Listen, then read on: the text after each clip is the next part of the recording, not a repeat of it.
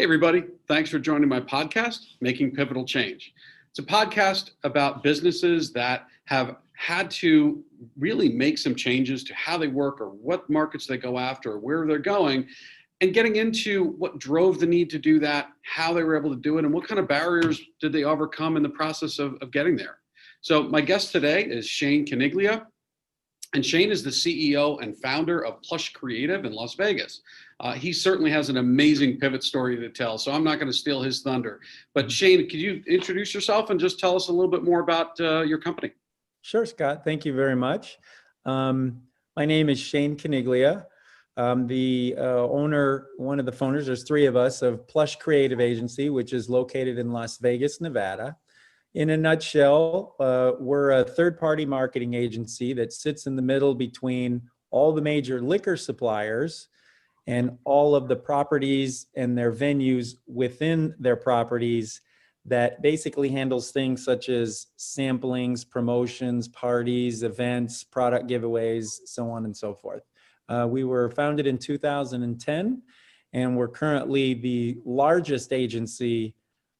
In fact, unfortunately, and I mean that in a genuine manner, we may be the only one standing after this pandemic. I'm not sure the other two companies out there if they've made it or not. Wow. So before we talk about the pivot, I'd love to understand, you identified, I love businesses that really capture a niche. And what you do is so incredibly niche focused. How did you find it? Like, how did you figure that out? That's a great question. So in 2010, I might bounce around a little bit here because it's hard to tell the story in one succinct manner, but we opened the business in 2010. So my other two partners, Mike Sullivan is one partner's name. Him and I have been business partners since, 1997. We've done quite a lot together, from raising capital to selling businesses. Well, Mike enjoys, and this will surprise everybody, Mike enjoys the ponies in Las Vegas, so he likes to go bet the horse races, and he does it at one of the local properties here. Well, John Arishta, who is my other partner at Plush Creative, younger guy, also enjoyed betting the ponies, and those two became really good friends throughout the years of basically just spending Sundays together and betting tickets and so on and so forth. So John, back in the mid 2000s, John was the food and beverage director for Stations casinos, namely Red Rock Casino. Now, if your Stations is basically local, so they're all Las Vegas-based properties. Red Rock is their flagship property in Las Vegas. And just to give you an example of how lavish that property is, that's the only multi-billion-dollar property off strip in the city. Is that right? Red Rock's a beautiful property. It's out on the west side of the city in Summerlin. So John was on the other side of the business where he worked with the marketing agencies trying to increase those marketing and promo dollars and these events and these promotions at his own property, trying to drive traffic to Red Rock and, of course, drive up food and beverage. So John came to Mike with the idea, and Mike's a funny guy because he doesn't really understand like the nuances of the business, but he understood, wow, you work with all the major liquor suppliers and all the properties, there's got to be something there. So about 6 months of talks went back and forth, and then finally we actually had dinner at Red Rock where John explained the business. And in a nutshell, what John said is that none of the agencies that exist in Vegas are really pushing the envelope with the liquor companies or the properties to try to get their product out there, to drive traffic, and to try new, fun, innovative things to do that can cause a little buzz around the city, because as you can imagine, Vegas is always buzzing with things to do. And of course, the liquor companies are always trying to get one up. They're trying to get product placement. They're trying to get basically in front of as many people as they can. And that's, like it or not, that's a big staple in Vegas. So John, when he presented the idea that night, Mike and I decided, okay, we're in. So we funded it. And I think, gosh, Scott, that dinner was probably in February, March of 2010. I think we incorporated in May and haven't looked back since. So it went pretty fast. And John's just a wonderful business partner. He's a great guy.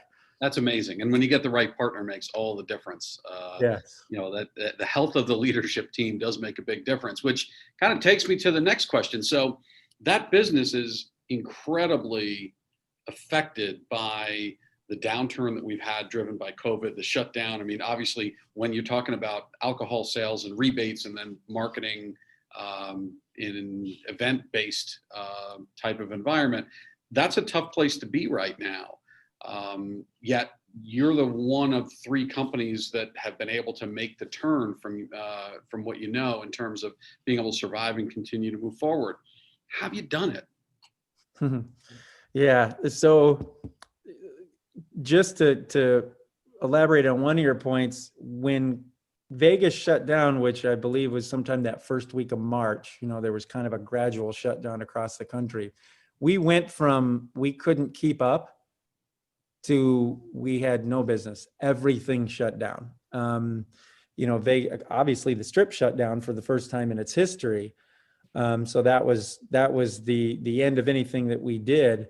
But basically, we really focus on one thing, and it's a tried and true staple of being in business, and that is developing relationships with people that not only you can trust, but that trusted us, that knew that we would be there for them, and knew that we did good work, and knew that we deliver on what we promised. So when you ask me how we've, you know, not only sustained through COVID, but through the 10 years, that's a tenet of what we believe in as entrepreneurs. You take care of the customer, you do what you say, and bad news does not get better tomorrow. If we screwed something up or something didn't go right, and God knows we've done it, we would tell them. We would take ownership of it and we would quickly correct it.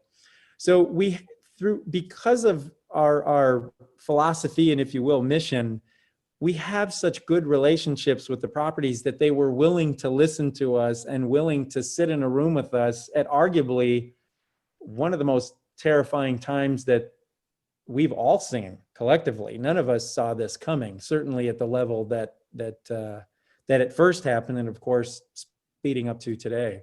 So we quickly just started brainstorming. What can we do together? What things are going to change? How can we make people feel better, both from an operator standpoint as well as a visiting tourist or an end user standpoint, that we're keeping up with arguably not just standards, but new standards, new normal standards that we think are going to come into play after this. So what did you do exactly? You know, you brainstormed some ideas. What are you doing different now? So the first thing we really brainstormed was people in restaurants, people in bars. What do you touch? You touch a menu, and the menus are you know, they're recirculated you know, throughout the evening. I think we can all agree they're not the cleanest part of the industry. Some restaurants are better than others. So we quickly said, okay, how can we get rid of the paper side of the menu and allow people to use their own devices with technology today to access the menu, but order in the same fashion that they did before. In other words, they didn't have to create an account. You didn't have to log into somebody's website. You didn't have to save a payment somewhere. It wasn't an invasion of someone's privacy, if that makes sense. So we just said, how can we create a simple solution that turns the paper menus into a QR code, and we can present that QR code in many different ways. It pulls up the menu in the same way they would view that menu if they were in the restaurant, and they would order in the same way, because it was important to us. You know, tech's a wonderful tool, but I'm a believer in you got to be a little careful on what it does to jobs, because to be quite frank with you, Scott, we could have eliminated many jobs. We could have automated this whole thing, and the only thing you're getting is a runner bringing your food to you. But we felt that experience needs to stay intact. So we converted well over 1,000 outlets, restaurants, into QR codes that are still in existence and running today. We had the system up and running. We went down in March, and by May or June, we were testing and had many menus already converted to ultimately a PDF format, and that would format correctly on many devices, both Android and iOS. Wow, that's impressive. Yeah. Now, as I think through, you've got Plush, and then the new company is called Sazone, correct? Yes. Yep. So when I think of what you do for Plush Creative, and then moving forward with what you just described, it's kind of like apples and lima beans, right? It's that different. Mm-hmm. How were you able to shift everything you did from where you were to something that was so different and be able to do it so fast and so what appears to be seamlessly? Well, that's actually it's a funny question because, I find myself going back to all the meetings and the brainstorming sessions we had, and the reality of saying, wow, this is actually happening. Like we got to come up with something that we've never done before, and we have to do it fast because we're not, Plush, as you alluded to, Plush was a very physical based business. You coming to a location, you not just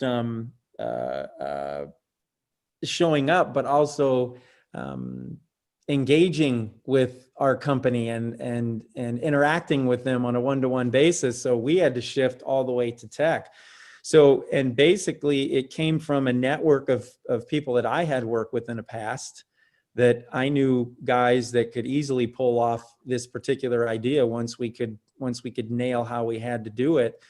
And because COVID had us completely shut down, we were able to shift our focus and shift it fast to a new, quick way of thinking, trying to look towards a new future and our new normal, and what things are people going to expect when the city starts to open back up. And lastly, Scott, there's a little side note, is that the printing cost for restaurants in particular is very expensive. Printing menus are very, very expensive.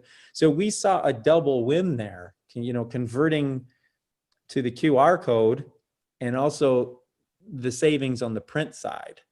So we were able to pivot fast, a little bit based on my past experience, because I'm more on the tech side of the business, and I like to push the envelope with that. And then lastly, just sitting down with our clients and having such a good relationship with them that you could put anything on the table and they were willing to try it and test it. Does that answer your question? Absolutely. Those relationships make all the difference in the world. Yeah. Now, when it was you and your two partners in a room brainstorming, you came up with, I'm sure, multiple things. This one came up. Was it like a lightning bolt? This is the place? Or was you just throw it out there and somebody said, are you friggin' crazy? Actually, it's funny you say it. So it was actually our team. It was me and my one business partner and our staff of saying, okay, you guys all work with these properties and these venues every day. What can we do? One of the girls at the office, it's funny you asked this question, because I think when she said it, it was just a random thought. But Right. she said, well, what if we started helping them convert bar and restaurant menus to QR codes? So to get back to what you said, it was a lightning bolt that said, hey, we can do that. Like that's something I believe I have the network, me, Shane, have the network of people that can pull that off. Is there a client that will work with us in testing this? Will they sit down with us and brainstorm the idea? And surprisingly, they were on cloud 9 over it. They absolutely love the idea. And this is what's great about, because again, I'm a firm believer in getting people involved and listening to their ideas. One of our clients came up with the idea, and I still love the idea, of printing the QR code on, basically, Scott, it's like a disc, almost like a hockey puck. Wow. But we were able to custom create, custom print a disc for them, almost like a coaster. And then we were able to print the QR code on there for them and actually logo the QR code for them. This thing, so we came up with the idea to not only print it on there, but we could do it in multicolors, and it could also handle dishwashing, because you want to make sure that can be cleaned, because you're introducing a new thing in a a COVID environment. And then you didn't have to worry about, again, printing QR codes on a piece of paper.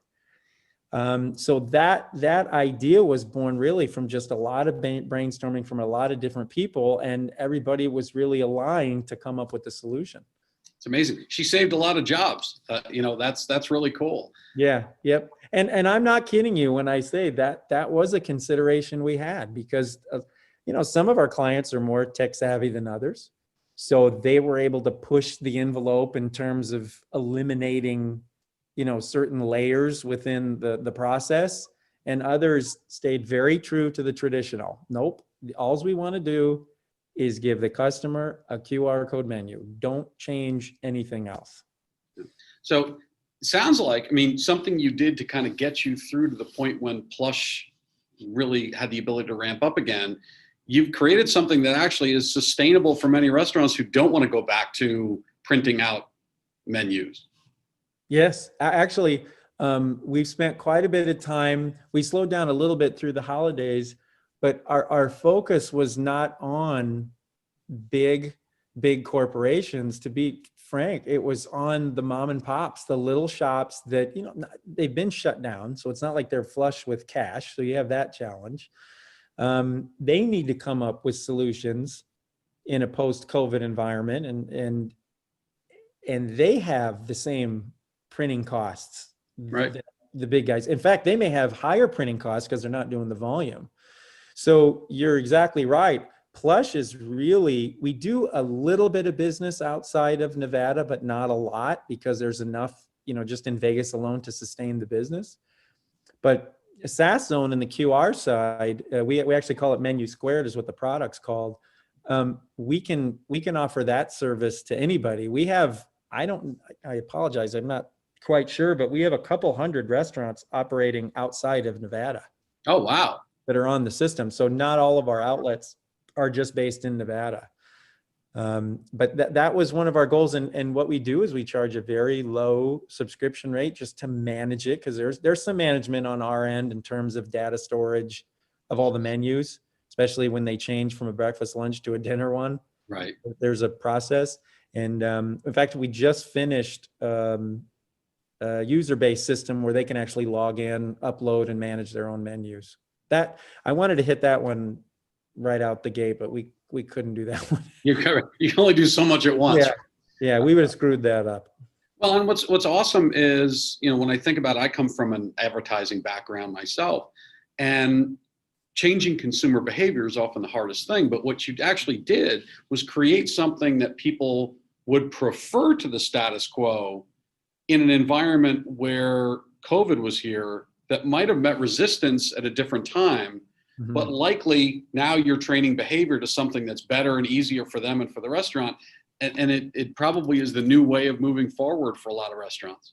Yeah, you nailed it. It's well said that pre-COVID, I don't think you'd have had many restaurants or consumers buy into this.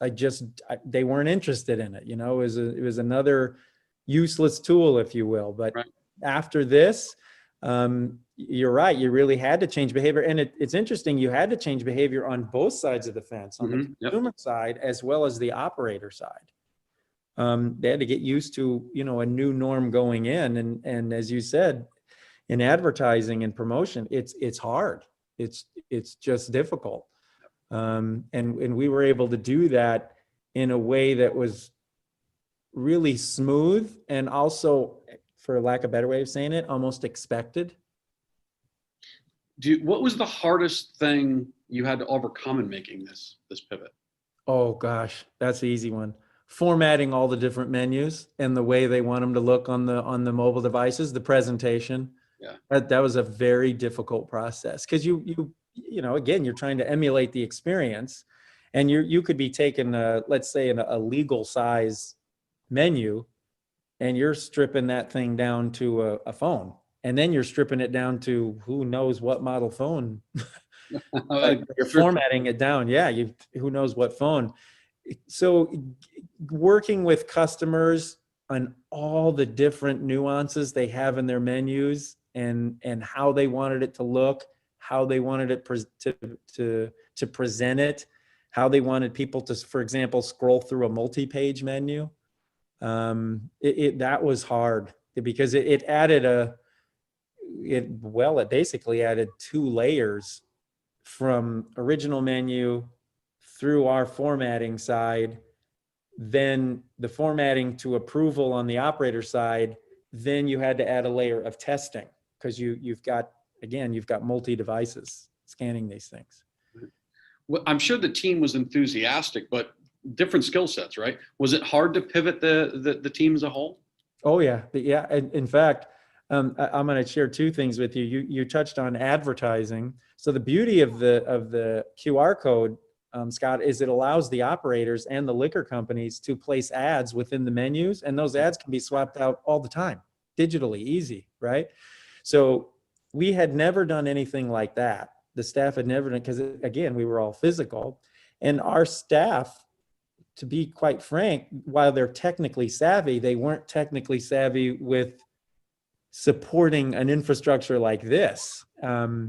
So it was, there was a bit of a learning curve with the staff from teaching them how to properly address an operator issue from a technical side, how you channel that through to the right levels to make sure it can be corrected, understanding QR codes, understanding the limitations that they have. It was a pretty big learning curve from the staff, but we have a pretty tight-knit family, if you will, of a staff. Everybody really jumped onto it. Some people struggled, some people just don't like tech and dealing with it. And other people just, they just dove right in and learned everything they could. So in making this pivot, you've effectively started a new business that has enabled you to save the legacy business.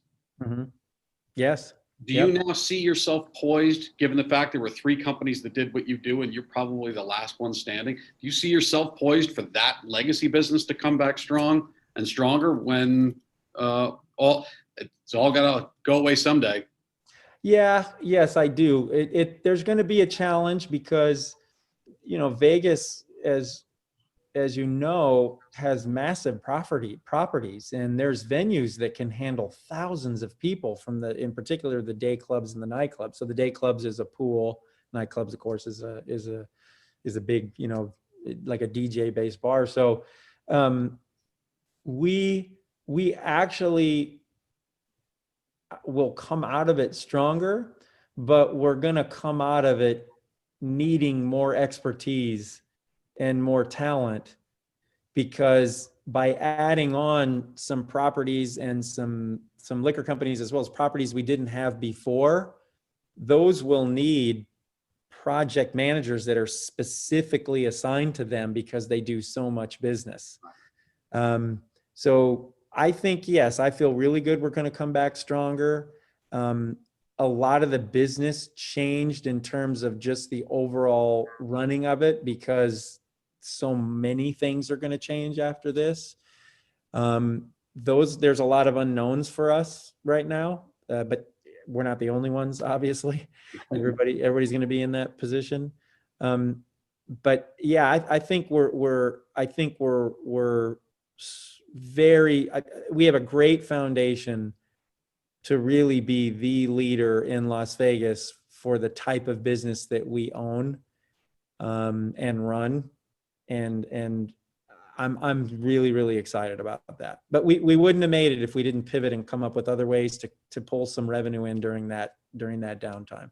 Well, I mean, it is literally the definition of what entrepreneurship is. So it's just an amazing story. Let me ask you real quick, in kind of final minutes or so here.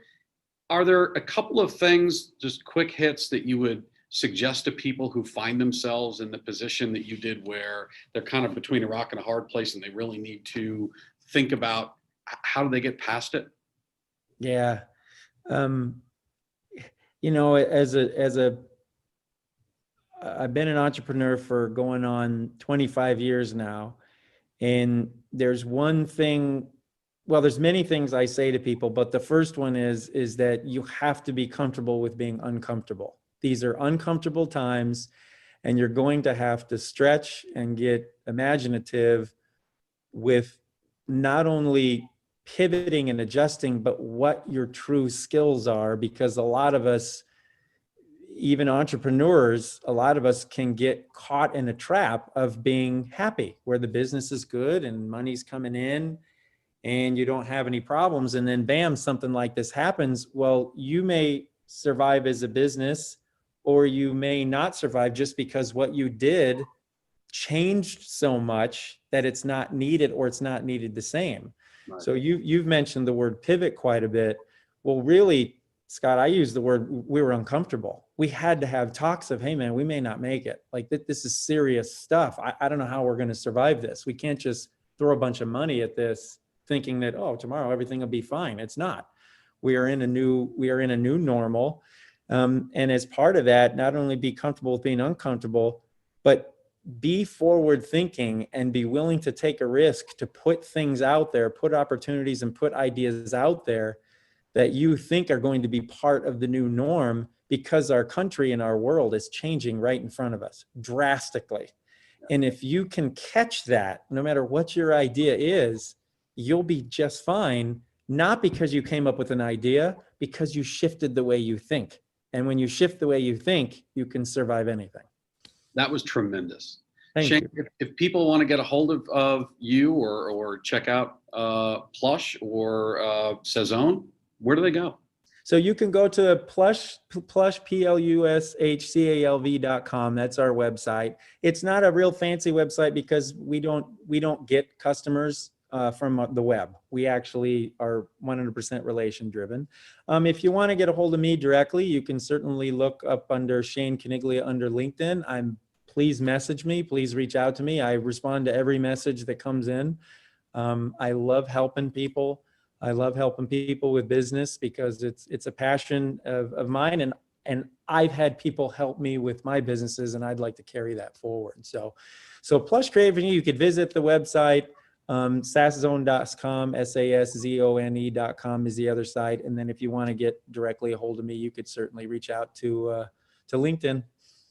Well, Shane, thank you very much. This story inspired me. I'm sure other people as well. I can't thank you enough for sharing it with us today. And you have a great new year. You too, Scott. And thank you very much. And thank you to our listeners. I truly enjoyed being in here. I love talking about this stuff. So thank you. Thank you.